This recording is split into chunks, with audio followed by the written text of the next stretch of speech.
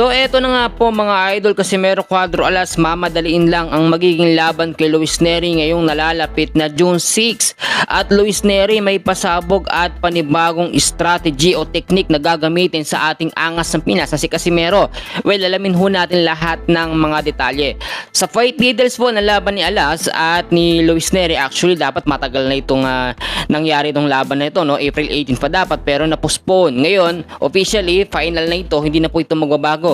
June 6, 2026 at sa bansang Japan po gaganapin ang laban ng dalawang boksingero na ito.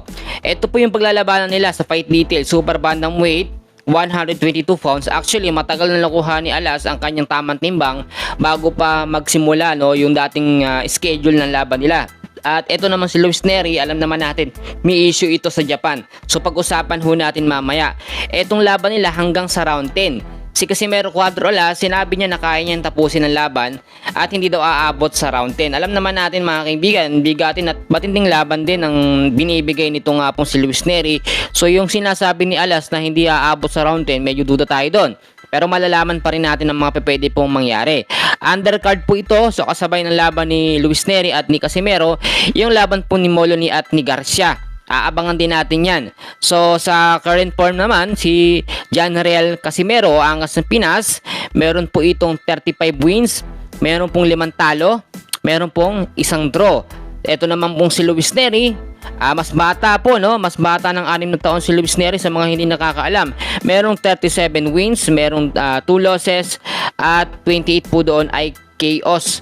Eto po mga kaibigan ko, yung sinasabi natin na issue nga po nitong si Luis Nery ay ano po ito, naban po kasi ito sa Japan ng 6 years dahil po sa pag-field niya sa drug test at miss weight versus Yamanaka at talagang napag-usapan yan.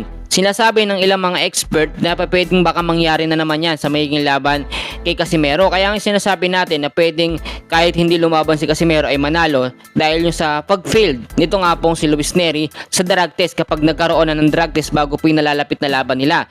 Samantalang si Casimero Cuadro Alas naman, ito po yung maituturing na comeback fight niya after po ma-strip ng WBO bantamweight title at mga controversial na naglalabasan sa kanya. Masasabi natin na ito yung comeback. And then sabi ho niya, ibibigay niya ang kanyang the best na laban dito nga po kay Luis Nery at talagang bibigyan niya ng magandang pakitain, no, o pagandang pagsuporta ang mga Pilipino na sulit yung kanilang ipupusta dito nga po kay Casimero Cuadro Alas. And then aalamin natin mga kaibigan yung mga pagbabago ba ngayon kasi tuloy-tuloy pa rin ang mga training na ginagawa ni Casimero Cuadro Alas. Meron din siya nag-sparring nung nakaraang pong mga araw, and so far kung titignan naman natin, solido na talaga at napakatindi na nung mga suntok ngayon ni Casimero Cuadro Alas.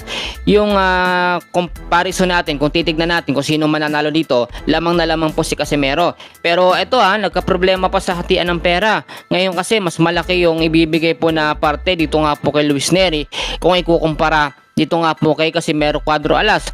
Na-short po kasi sa budget ito nga pong Kameda promotion dahil nga po na-postpone yung laban nung April 18. Alamin ho natin ang mga susunod na detalye. Diyan muna kayo, and please huwag kakalimutan na mag-like and subscribe.